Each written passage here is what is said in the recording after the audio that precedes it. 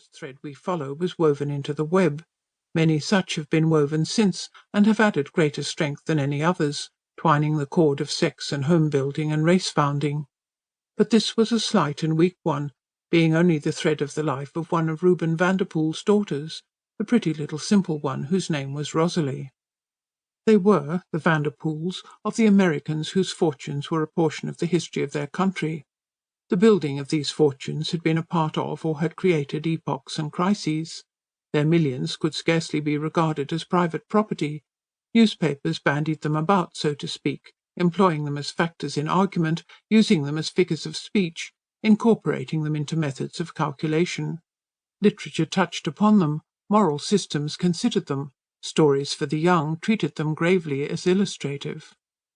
The first Reuben Vanderpoel, who in early days of danger had traded with savages for the pelts of wild animals, was the lauded hero of stories of thrift and enterprise. Throughout his hard-working life he had been irresistibly impelled to action by an absolute genius of commerce, expressing itself at the outset by the exhibition of courage in mere exchange and barter. An alert power to perceive the potential value of things and the possible malleability of men and circumstances had stood him in marvellous good stead. He had bought at low prices things which in the eyes of the less discerning were worthless, but having obtained possession of such things, the less discerning had almost invariably awakened to the fact that in his hands values increased, and methods of remunerative disposition being sought were found. Nothing remained unutilisable. The practical, sordid, uneducated little man developed the power to create demand for his own supplies.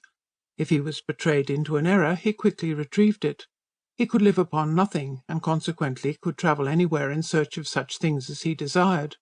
He could barely read and write, and could not spell, but he was daring and astute. His untaught brain was that of a financier. His blood burned with the fever of but one desire, the desire to accumulate.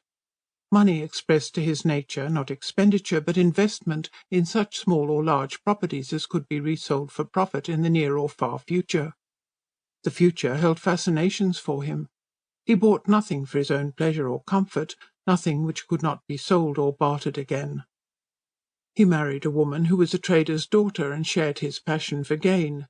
She was of North of England blood, her father having been a hard-fisted small tradesman in an unimportant town, who had been daring enough to emigrate when emigration meant the facing of unknown dangers in a half-savage land. She had excited Reuben Vanderpoel's admiration by taking off her petticoat one bitter winter's day to sell it to a squaw, in exchange for an ornament for which she chanced to know another squaw would pay with a skin of value. The first Mrs. Vanderpoel was as wonderful as her husband. They were both wonderful.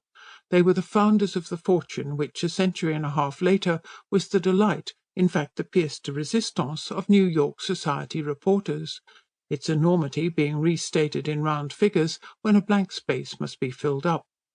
The method of statement lent itself to infinite variety, and was always interesting to a particular class, some elements of which felt it encouraging to be assured that so much money could be a personal possession, some elements feeling the fact an additional argument to be used against the infamy of monopoly.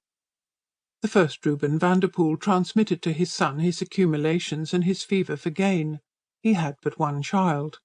The second Reuben built upon the foundations this afforded him a fortune as much larger than the first as the rapid growth and increasing capabilities of the country gave him enlarging opportunities to acquire. It was no longer necessary to deal with savages.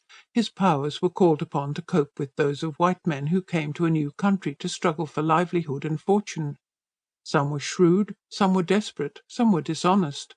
But shrewdness never outwitted, desperation never overcame, dishonesty never deceived the second Reuben Vanderpoel. Each characteristic ended by adapting itself to his own purposes and qualities, and as a result of each it was he who in any business transaction was the gainer. It was the common saying that the Vanderpoels were possessed of a money-making spell. Their spell lay in their entire mental and physical absorption in one idea. Their peculiarity was not so much that they wished to be rich, as that nature itself impelled them to collect wealth as the lodestone draws towards it iron. Having possessed nothing, they became rich. Having become rich, they became richer. Having founded their fortunes on small schemes, they increased them by enormous ones. In time they attained